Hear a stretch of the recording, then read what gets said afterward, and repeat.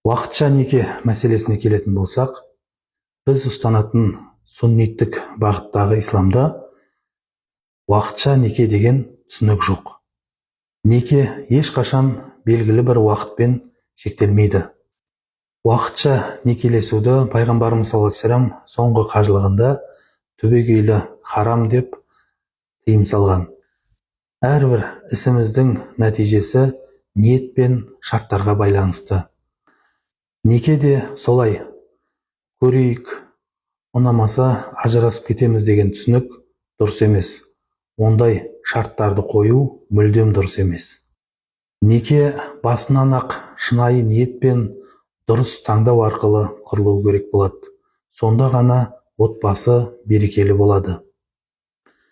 Уақытша деген оймен, өткінші құмарлықпен құрылған неке ол дұрыс емес, күнә болып саналады. Сондықтан некелеспес бұрын ниетімізді түзеп, өмірлік серігімізді дұрыс таңдауымыз аса маңызды.